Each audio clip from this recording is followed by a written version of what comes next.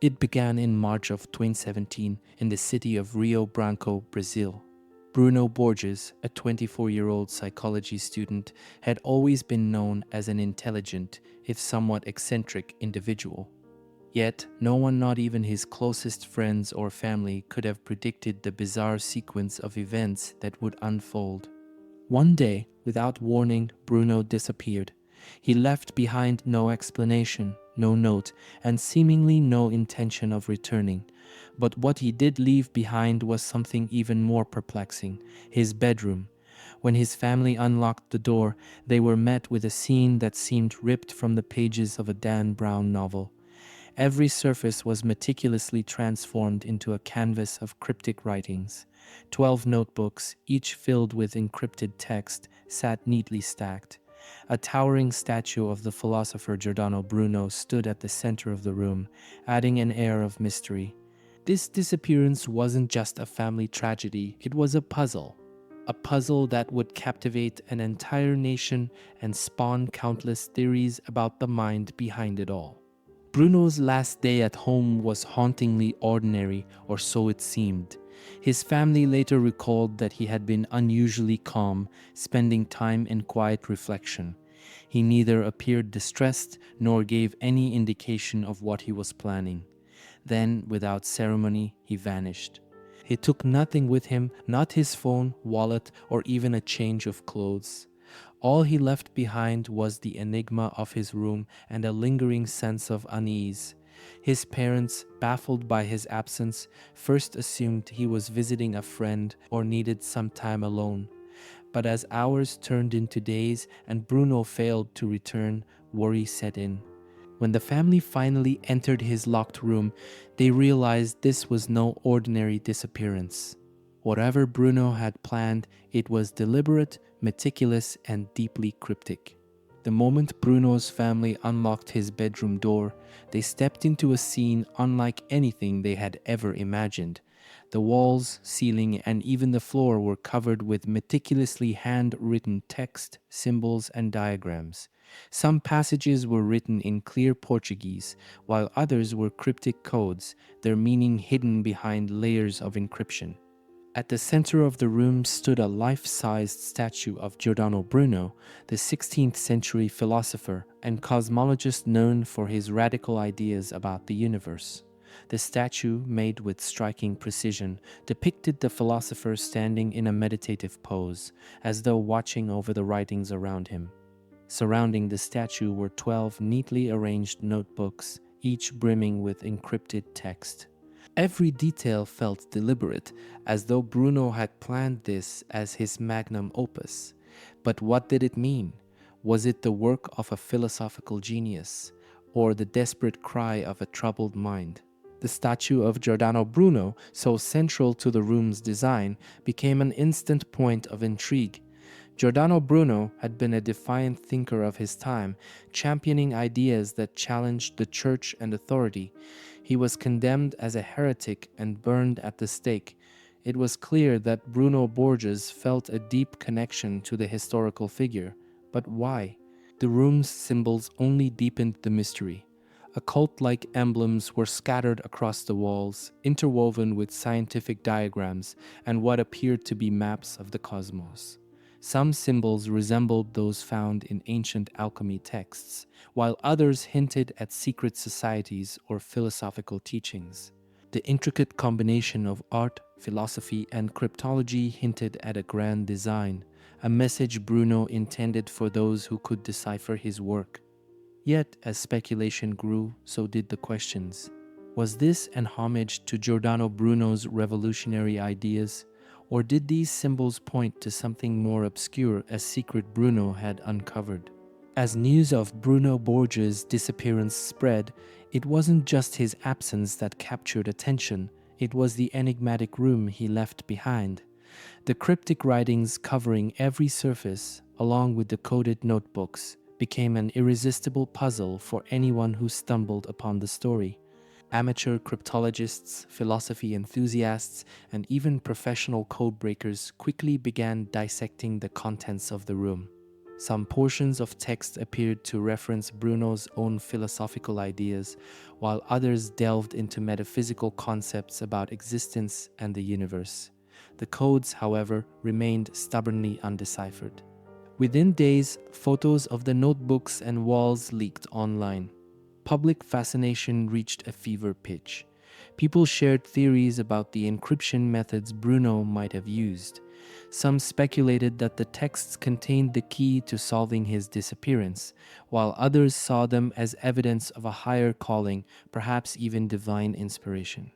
As experts weighed in, some concluded that Bruno's codes required knowledge of advanced cryptography, making it clear that these writings weren't hastily assembled. This was an intentional, carefully crafted challenge.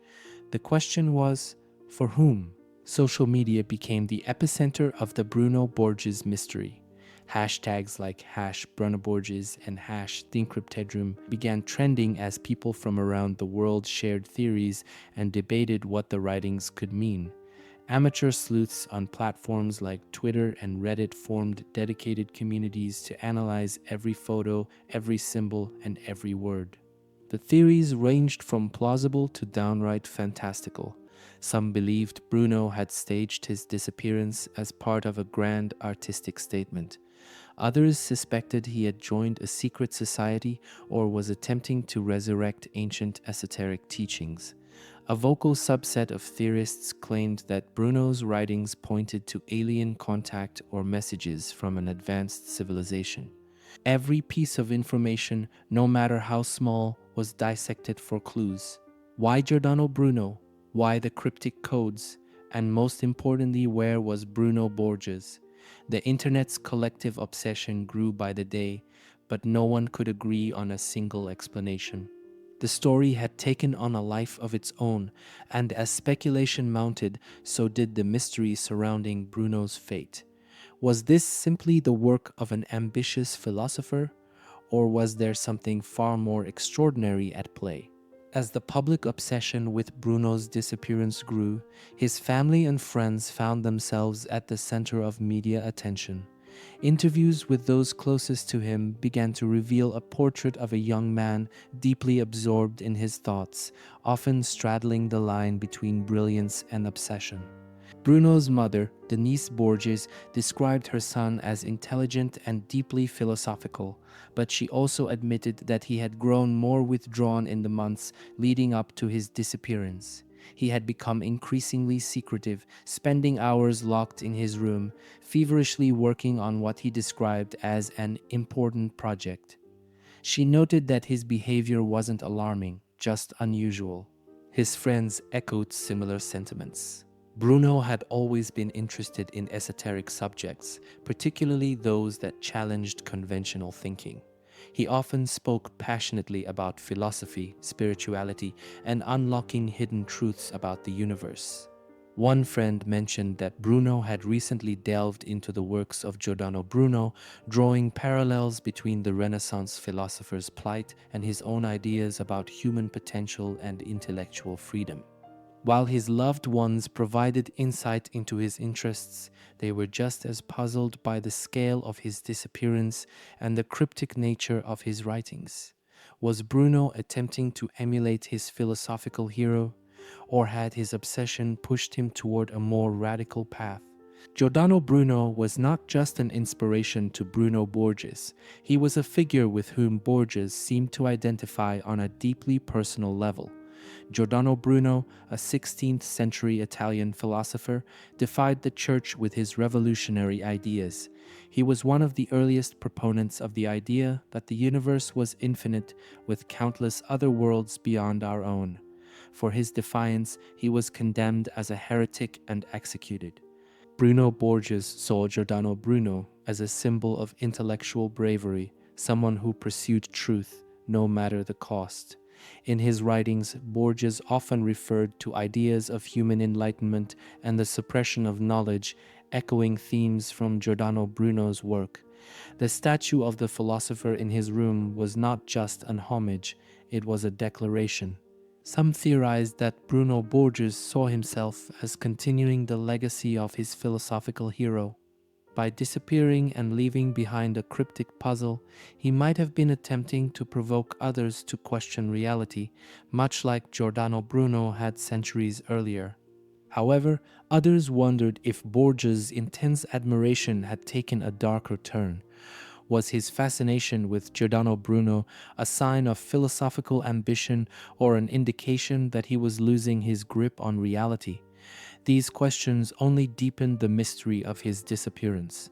As investigators and enthusiasts delved deeper into Bruno Borges' cryptic room, attention turned to the 12 meticulously written notebooks he had left behind.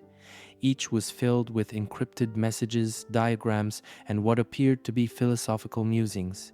The notebooks were titled and numbered, suggesting a deliberate order, and their content ranged from reflections on human potential to what some speculated were hidden instructions or a manifesto. Many began to view these writings not as random scribbles, but as part of a calculated artistic project. Some passages that were decoded revealed profound thoughts on spirituality, enlightenment, and the pursuit of knowledge. One deciphered excerpt suggested that Bruno believed he was on the cusp of discovering universal truths he wanted to share with the world. The parallels to artistic projects like those of conceptual artists or literary pioneers were undeniable. Was Bruno Borges creating a modern-day work of genius designed to challenge conventional thought and provoke debate? Or was this an elaborate cry for attention? The notebooks were undeniably brilliant, but they also raised more questions than answers. They seemed to hint at something larger and intention, a goal, but without Bruno himself to explain, their ultimate purpose remained shrouded in mystery. While the public viewed Bruno's disappearance as a philosophical enigma, the police approached it as a straightforward missing person case. Initially, investigators believed that Bruno might have left of his own accord, as there were no signs of foul play or coercion.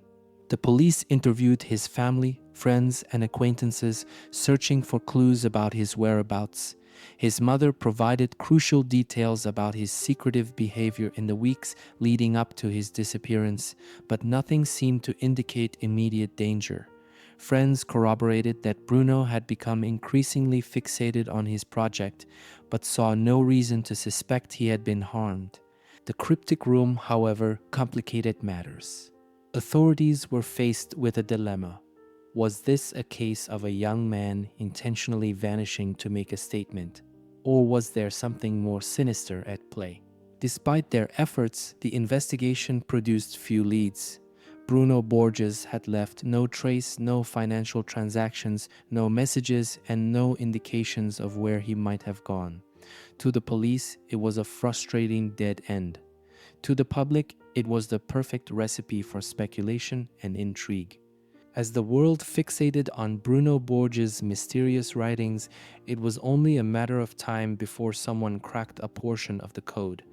Amateur cryptologists and curious individuals from around the globe worked tirelessly, and soon progress was made. The breakthrough came when one of the encrypted passages was deciphered using a substitution cipher, revealing a passage that delved into philosophical and existential themes. The text spoke of humanity's potential for enlightenment and the suppression of knowledge by societal systems. Bruno appeared to be grappling with profound questions about life, consciousness, and the universe, echoing the ideas of his philosophical idol, Giordano Bruno. However, there were no direct clues about his whereabouts or any concrete explanation for his disappearance. Instead, the decoded messages seemed like pieces of a larger puzzle, designed to provoke thought rather than provide answers. The discovery only deepened the mystery. Bruno's writings hinted at a grand vision, perhaps even a mission, but what that vision was remained frustratingly unclear. For every question the breakthrough answered, it seemed to raise two more. With no concrete answers from the decoded texts, theories about Bruno's disappearance began to spiral out of control. Social media platforms, forums, and even mainstream media were flooded with speculation. Some believed Bruno had staged his disappearance as an elaborate stunt to draw attention to his work. They pointed to the meticulously planned room and the philosophical writings as evidence of a calculated artistic or intellectual project. Others posited darker theories. Some speculated that Bruno had joined a secret organization or cult, pointing to the occult-like symbols and cryptic nature of his texts. A subset of theorists argued that Bruno's writings referenced alien contact, interpreting his cosmic diagrams and abstract musings as messages from another world. More pragmatic voices suggested Bruno may have been grappling with a psychological crisis, his disappearance a manifestation of inner turmoil rather than philosophical ambition. Others believed he might have been influenced or manipulated by external forces. The sheer variety of theories only added to the allure of the case. Was Bruno Borges a misunderstood genius, a troubled soul, or a deliberate provocateur? No one could say for certain, but one thing was clear. His disappearance had become more than a mystery, it was a phenomenon. Bruno Borges' disappearance had captivated Brazil and soon the world. News outlets from local stations to international media picked up the story, framing it as a real-life mystery straight out of a thriller. Reporters swarmed to Rio Branco, eager to catch a glimpse of the enigmatic room that had been left behind. The haunting image of Bruno's Giordano Bruno statue, surrounded by cryptic writings, became a symbol of the case.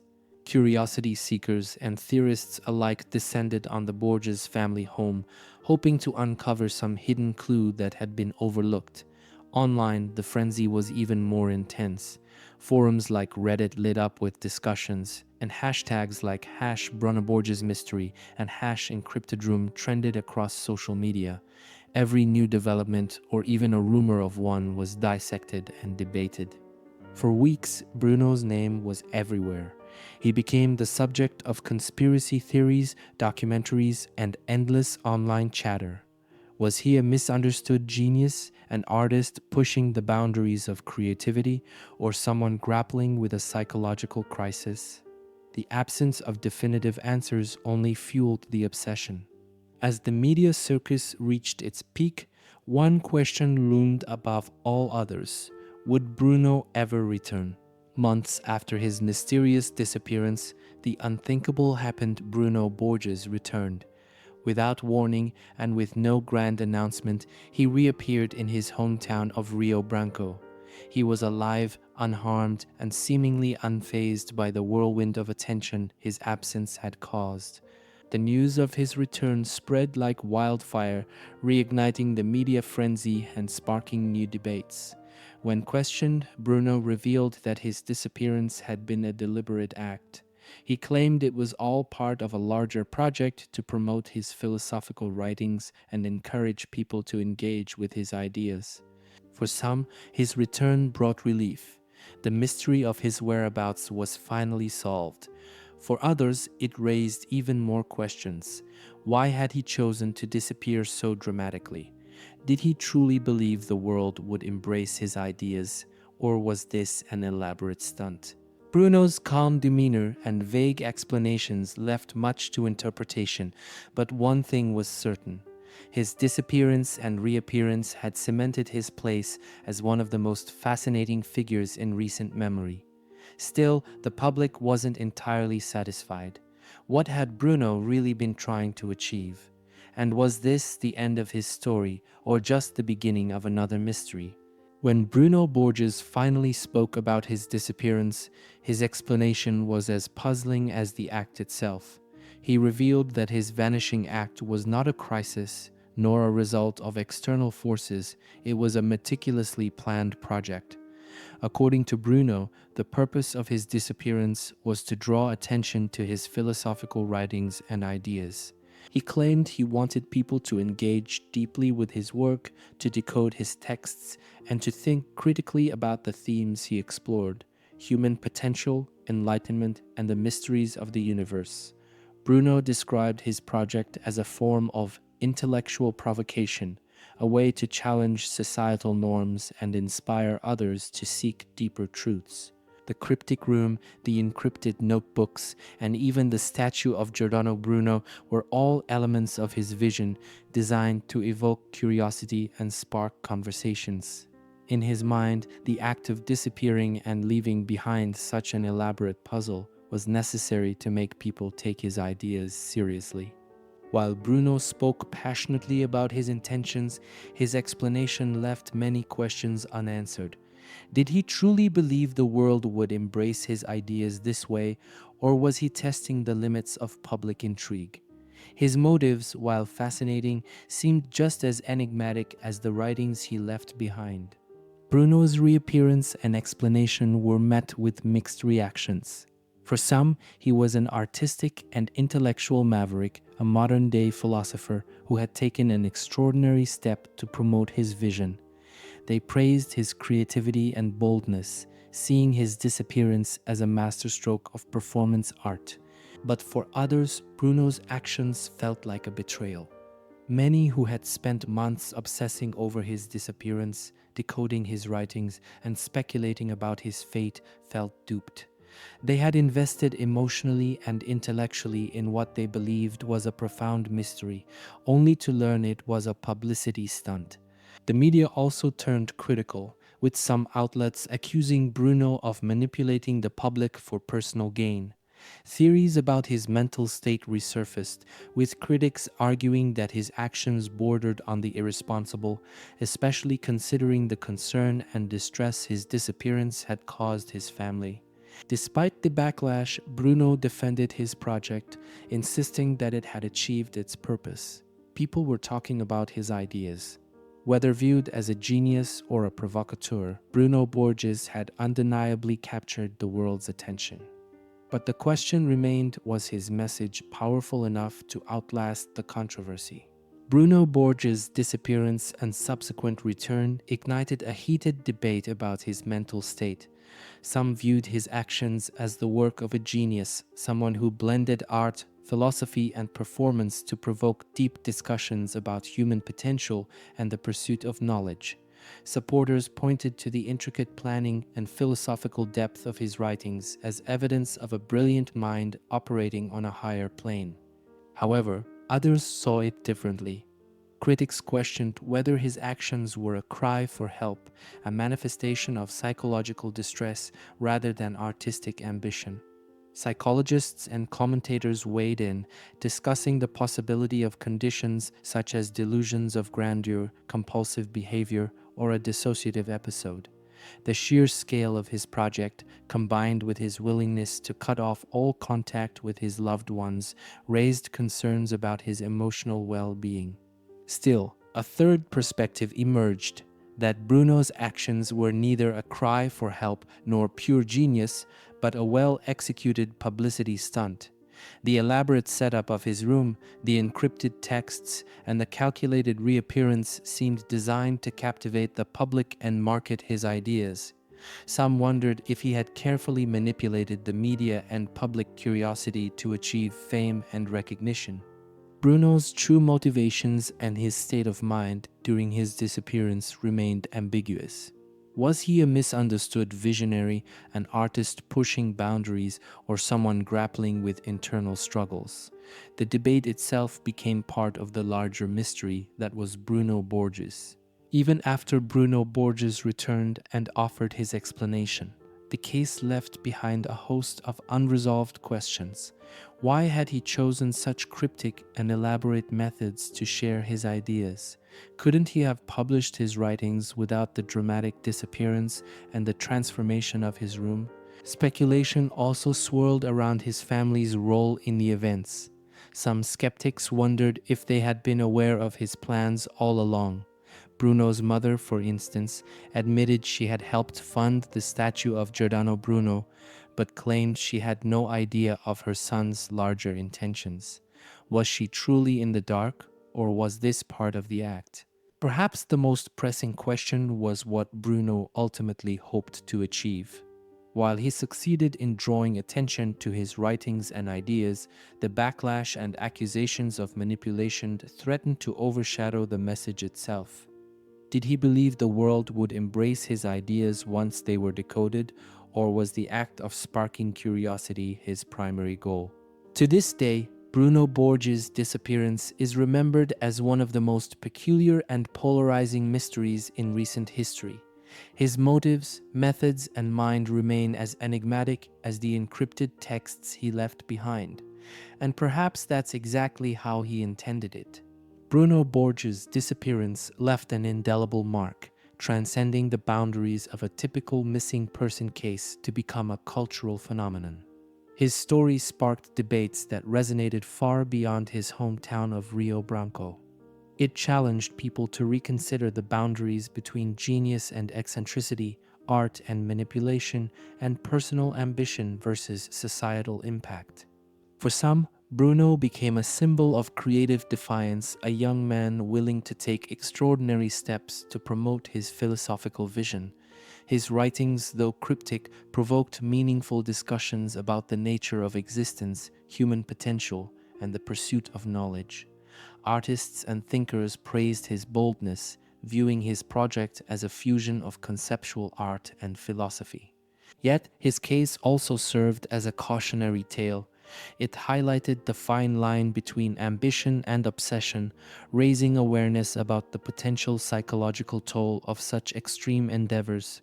Mental health professionals pointed to Bruno's actions as a reminder of the importance of support and understanding for individuals navigating intense intellectual or emotional journeys.